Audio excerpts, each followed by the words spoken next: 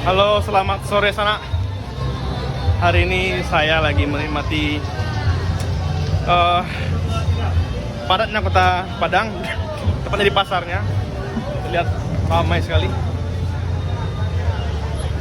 Aktivitas di tanggal 31 Desember 2022, di ujung tahun sebenarnya sih.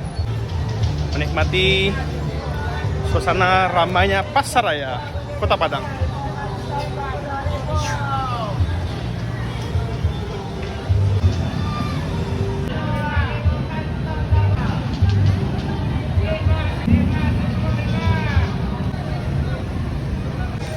Oke, ini kalau nggak salah ini los daging kalau nggak salah. Dan begini kondisinya, nggak sepi, tidak seramai yang di bawah. Aku nggak tahu betul sih,